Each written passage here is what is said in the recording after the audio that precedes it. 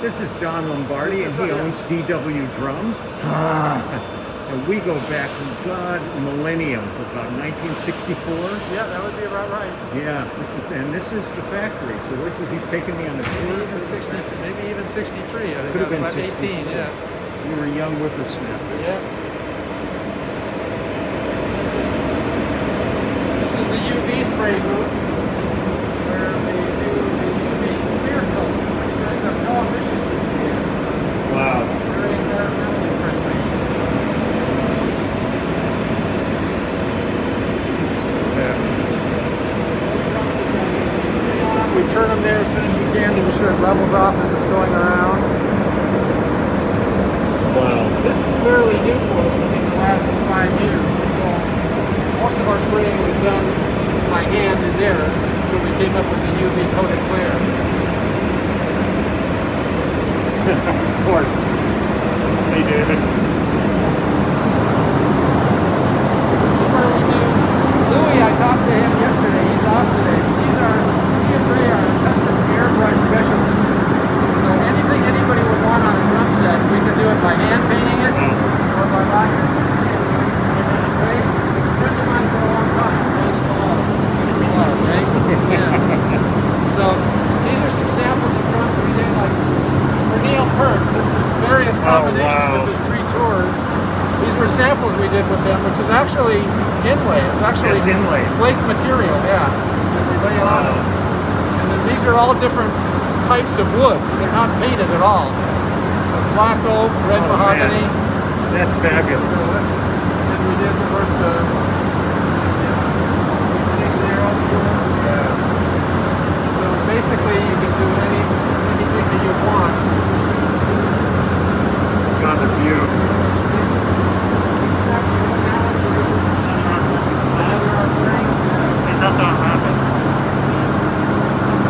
That's really Wait, great. how you doing that on the inside? You're doing the inlet. Wow. Yeah, everything's already laid in. I just have to take off the red and then clear it.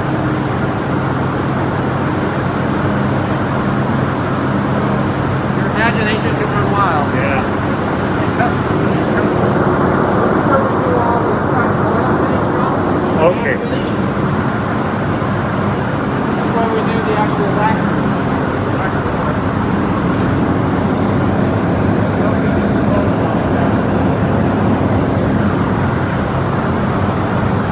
This room has a cooling air exchange about every 30 seconds. Wow.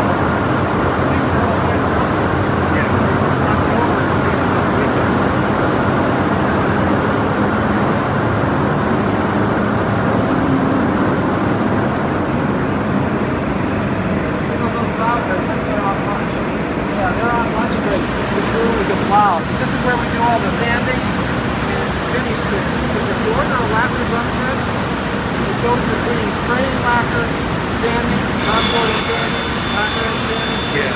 Good time. Wow.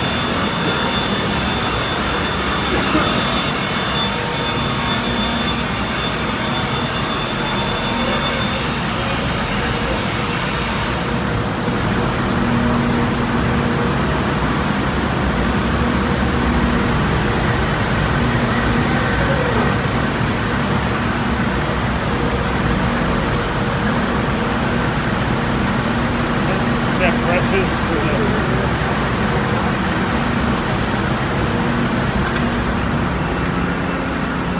You're going to be here for a few more minutes. Are you going on break? Sorry? Are you going on break? No, I'm good. Okay, be right back.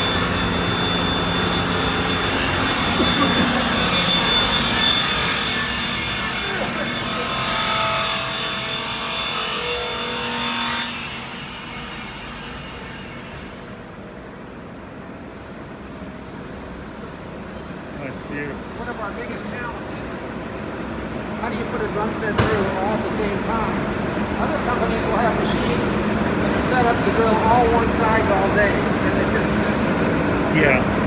we had to figure a way to make CNC machines convert it so that they can drill all the holes in the shell at the same time. Yeah. But that router will come down here. So, we used to do all the holes, and then certain holes on a drum set are different sizes. Yeah. We'd open them up by hand.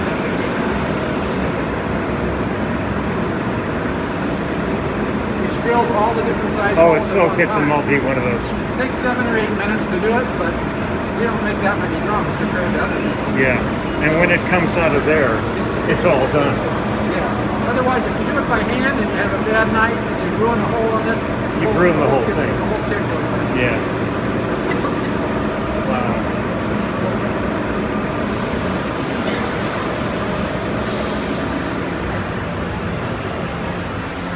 Oh, the smell. This was the new thing, yeah.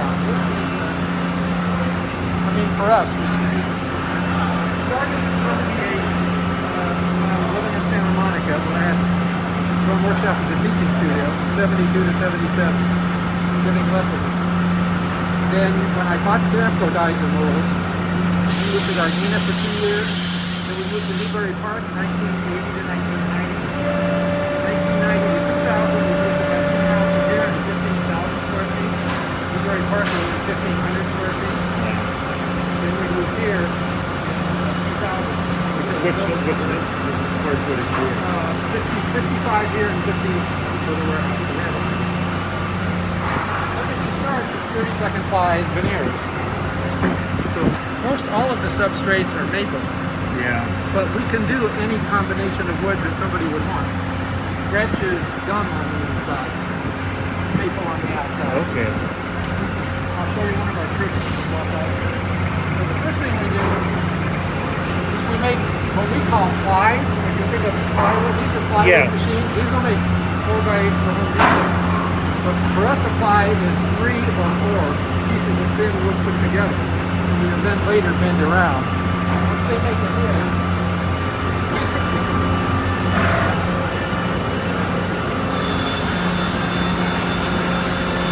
if you look historically, the drum sets, Ludwig, Schlingerland, and Rogers, back in the 40s, 50s, just into the middle of the 60s, when the Beatles landed, Ludwig just started making shells as fast as they could, anywhere that they could. Yeah. And they dropped out the reinforcing loop, which is the loop that goes on the inside of the Yeah. shell. So no drum company for about 10 years has been making drums with reinforcing loops in it. The reason is when Ludwig, Schlingerland, and Rogers started being sold to larger corporations, the bean counters got involved. Yeah. And it was twice as long to make a shell like this because you got to put it back in the heater Yeah. all over again to hold it. And people were thinking it had to do with the strength of the cell. So they would come out and say, well, we'll make a 8-ply shell or a 12-ply. So it sounds a lot good, Yeah. rather than a 6-ply shell with a reinforcement. What this does is raises the pitch of the shell almost 2 octaves. Really? Because it's like a You guitar haven't string. done all the wood. Yeah, well, like a string, if you're holding it tighter here, Yeah. you're going to get a much different sound out of it than if you just had it hollow. We've got a lot of them that we sample. Mm-hmm. So, one of the tricks to how great the sound was of our drums, and we didn't tell anybody when we started making them in the early 80s, we always like, well, you guys really came up with a way to make a drum set. I was thinking, we just did it the way they did in the 40s and 50s. And Before the beans. let them figure it out, yeah. Another thing you'll see if you see a Ludwig kit from back in the day, you'll see like a little putty mark at the top and bottom sometimes. That's because they cut their plies all to the same length. Okay. We actually cut the plies and we put them. You know whether it's the beginning, the middle, or the end of the drum. How's it going? Good. So if you do it 2, 2, and 2, go ahead. Okay, so I'm be rolling a 14-inch shell. It's a performance series, 8 plies. We're gonna start off with a 2-ply piece. So, long grain, that's the pace of the drum when it's done. Laid up with short grain on the backside. First thing I do with this is have a bit of glue. Both sides of the piece. So when it all comes together, we get a solid steel seam on this. Lay it flat on here. Then go take a 3-ply, which will be the cord. Vertical grain, long in between, vertical on the backside. Take this, I'll run it through the screw loader, hold resin on this end, shoots on this side. As it's coming out, we're getting an even spread of glue on both sides. Comes out all the way. Make sure we got an even spread. Lay it on here. We'll stagger it out. That way when it comes together, it's broken off even, it makes it stronger. We'll finish off with a 3-ply. Performance Series, vertical grain, long grain in between, 45 on the inside for the HDX. Wow. Stagger that out, then I bring it all together. Inner, core, and outer. Comes right up to start looking like a 14-inch saw. Now goes over to the hot press. Go right through here.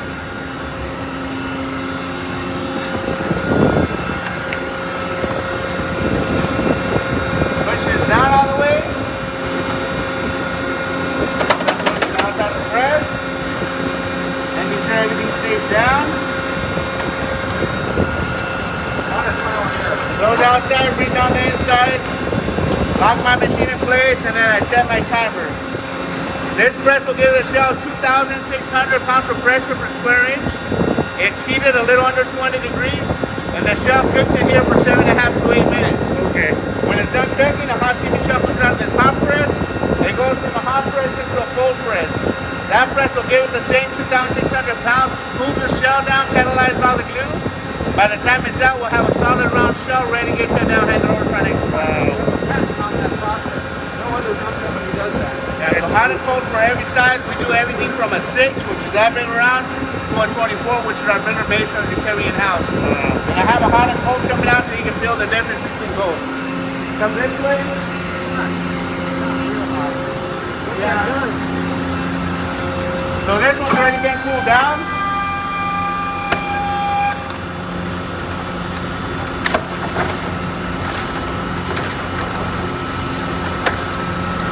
So this one's pretty stable already. Wow. You can see it's not Yeah. going anywhere. Yeah, there's no At flex. this point, yeah, I got this sign, so we cut it down to size, hand it over to our next department.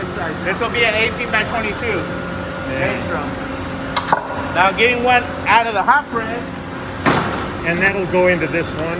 Yes, this one goes from this hot into that cold. Feel this?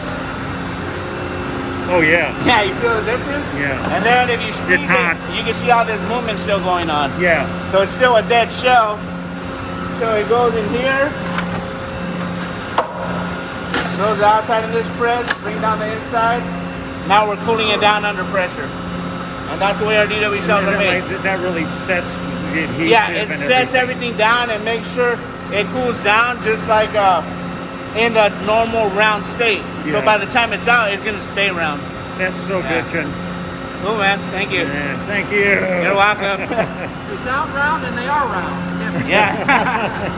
It's a perfect match made in heaven. Oh, yeah. Thanks, Lord. Thank you. That's great. So it ticks off we did a lot of experimenting. Some was trial and error. Yeah. Luck. So it ticks off the glue so it gets a little brittler, not so brittle that it'll crack, and it resonates more. What is the base of the glue that you use? We've had to change that through the years based off of all the new environmental standards. So it's got some acrylic in it, but it's more of a water base, which they allow us to use. We came up with a new long story, but we did a lot of lobbying to have a category that's for musical instrument manufacturing, not woodworking. They Okay. had us under woodworking, which meant basically we'd have to go on to Ensenada, like the woodworking shop. Yeah. Because we couldn't use the lacquer. Come up here real quick. After the shell's made, get you back there so they don't.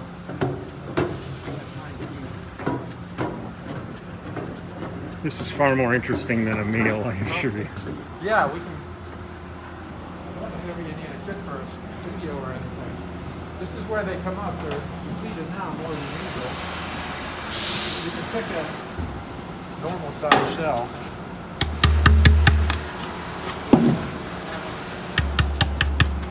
A little lower. These are all pretty consistent. Really consistent. Yeah. Higher. Yeah. So John will be particular if the guy's picking a 12 and a 13, that he finds the 12 is At 10, at 12, this is lower than you'd want to go Yeah. with that drum. So it begins kind of by ear, picking them out, and then they'll pick them here, and then final assembly, they'll actually take a guitar tuner and scan the pitch of the shell inside of it. That's amazing. But it was interesting when I built the bass I call Frankenstein. Uh-huh. I went out to Charvel when they were out in San Dimas, and there was a stack about this high of precision bodies, Huh. blank precisions. Wow. And the guy said, "Well, do you want to get one?" And I said, "I'd love to." And I hung each one by a piece of wire and I tacked never them thought until of I that. found the one that resonated.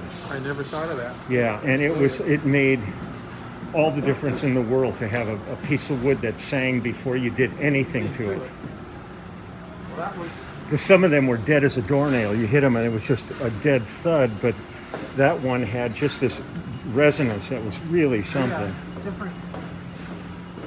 So this makes total sense. You can't EQ that in. Yeah, At the beginning, we didn't really have artist relations. We had engineers, audio guys were our biggest artists.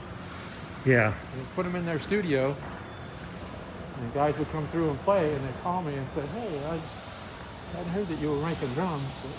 And the first thing we started making was pedals. Through 80, 81, 82, 83. Yeah. We mainly started with the bass drum. Nobody was making a decent bass drum pedal in those days. That opened the door for us for everything. the smell of oil. I love it. This is the, that's all prototyping on that machine. These machines in here, just one thing to look at, are, Oh man, you would never buy these, but the machine shop that started making the first parts for us, 1979, when we moved to Gardena, was next door. And we ended up 30 years later hiring his grandson to be our R&D guy because he knew how to run all these. Plus he had no knowledge to run all the CNC machines. yeah, When we bought it, it's like, why do we want to move these machines? And once they're running, they're just as efficient as a CNC machine. yeah, But setting them up is like, it takes hours to change Yeah. from one part to the next. It's not Yeah. just pushing a button. they're fantastic. They're beautiful pieces This is of from machinery too. But the guy that, his grandfather who we bought it from, I said to him, if I take it out there and something breaks, what am I going to do? The thing is 40 years. He said, you're going to make it on this one. So I said, okay, you talked me into it. Yeah, exactly. So some of them run 1 day a week, some of them run 2 weeks out of the month. It's just, It saved us from buying another $60,000 CNC. yeah, oh, absolutely. And it's, But they're just, I mean, when you look at the aesthetics of well, you know old the, machinery. you know the Camco name. Yeah, So these pieces here, which dictate how the drill bit goes in and out, is called a cam. So if you had a part you wanted to have made, you would take it to a guy who has a machine shop, and he would send it to somebody. He'd do drawings. He'd say, I need a cam shaped like this and like that and like that. So the end of that story is Camco, as you know the name, was Yeah. around what? Started out as the George Way Drum Company. George Way invented the round lug. wow. And I heard he did it by sitting with a guy, Charlie Alden, one day. He was a shop manager at Slingerland. Said, I'm going to start my own drum company. I don't have any lugs. And Charlie was a distributor. Hey, man. Yeah, how's it going, guys? These are all parts we're making for our custom pedals. The only place in America you'll see any drum hardware made, period. It's all offshore.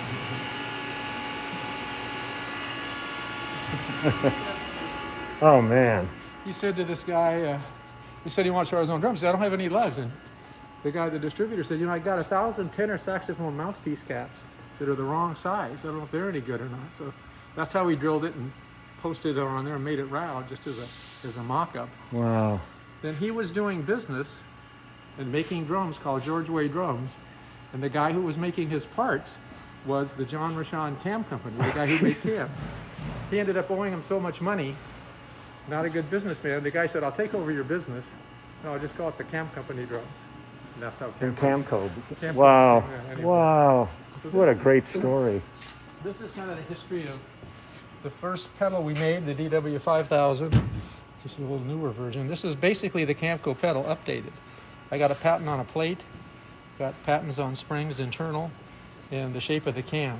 So fortunately, we got about 20 patents in the first 10 years Wow. that helped us fight against the competitors, because Yeah. they were half the price Yeah. and looked looked like a battleship, but felt awful. And then the big thing for us in '82 was the double pedal. Yeah. We were the first company to hit with a double pedal that Man, worked. I remember the first time I saw those on the session. Uh-huh. Night of some genius. This is like it opened up a whole world for the drummers. You would like this story. Steve wanted to get a double pedal, so he was rehearsing with somebody in the valley, and I took it down to him and put it up, and he called me back and says, "It's not quite the feel. It just doesn't seem like..." He had a single pedal that he'd had for 10 years or something. Doesn't feel quite the same. So I brought it back, and I thought, well, I'm trying to make it a little more precision, Yeah. Took it back in. It doesn't feel just right. So I put his single pedal on. She says, "Yeah, I like it where it's..." Mine kind of goes back and forth. So I realized his was so worn out, he wanted a new pedal. So I drilled it oversized. I put the pin in it that I would never sell it that way to anybody. Yeah. But it just felt like an But old it pair had of the slippers. slack in it. That you said, Yeah. we're always looking to duplicate Wow, something that's like that. fantastic. And then this is the last couple of years, our updated version of that for guys that like to play blast beat. It's not my pedal Yeah. at all, but we had to cover the market. So Yeah. it's more of a sporting event. Yeah. The way they look at it too, actually. So. It's always funny with James Taylor. He said, when we play a concert hall, we're a concert. When we play a sports arena, we're a sporting event. Because people are looking for the same sound, and you're going, no, it's not. This is Akbar. Akbar, It's how you doing? It's a pleasure, man. Nice to meet Nice you. to meet you. He heads up our LP department. Fantastic. So 2 years ago, we bought Latin percussion. Oh, These are the timbales for Sheila. You just got these, huh? Oh, great. Yeah.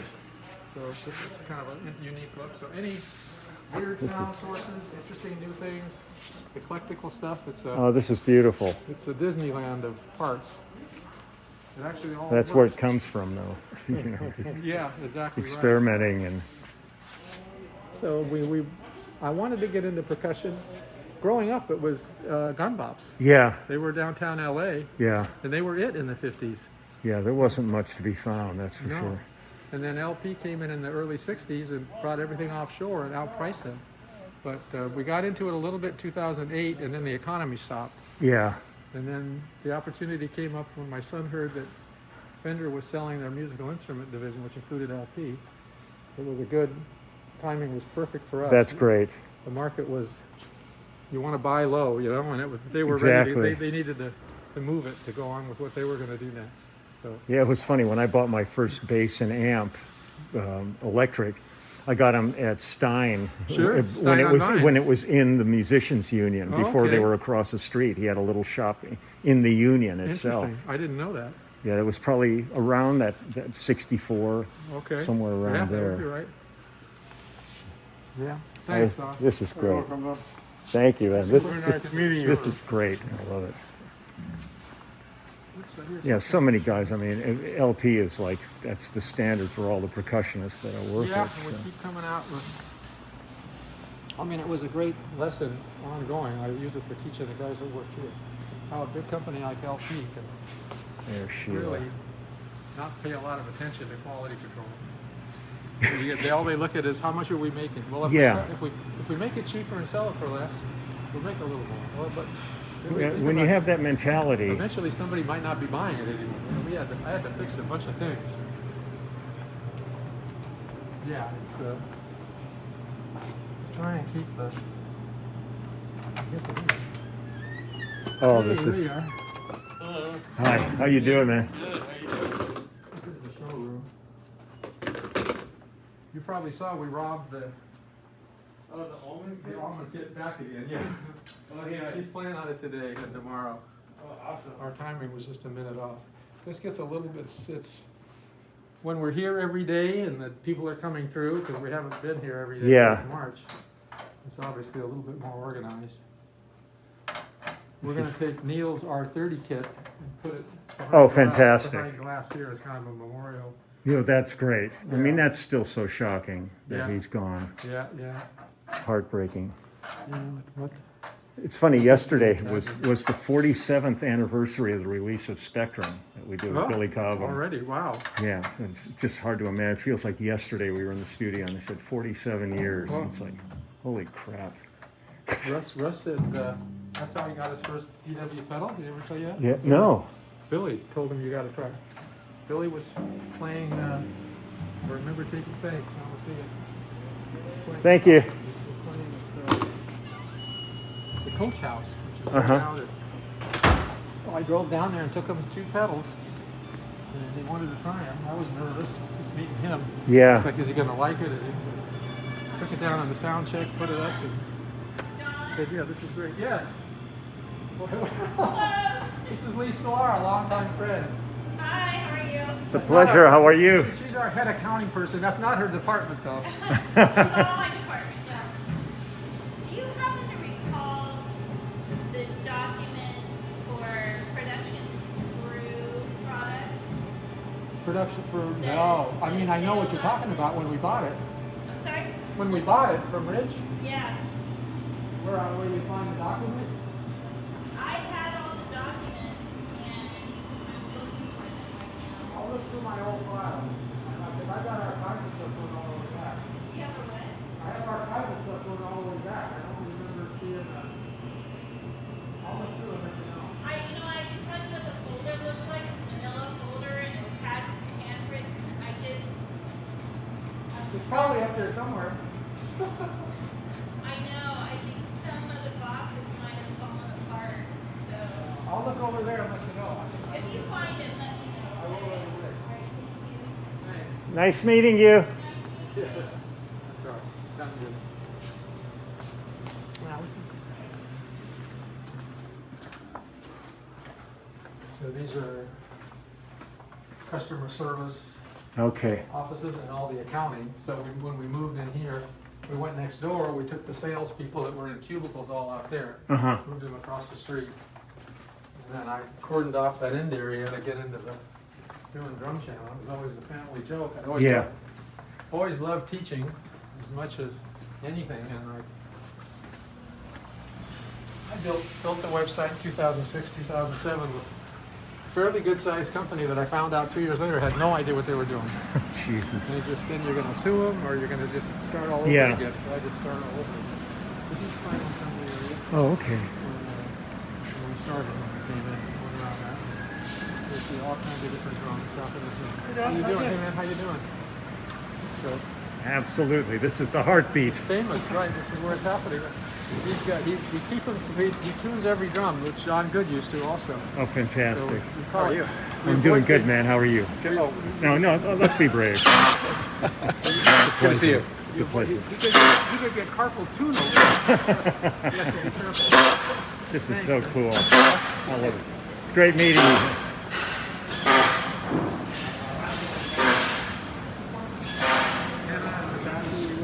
Yeah. Bill, our third employee, his wife. Really? Oh, man. I mean, I think it's fantastic to have people that are, it's like the immediate family. Yeah. It's really, Let's go back up this way.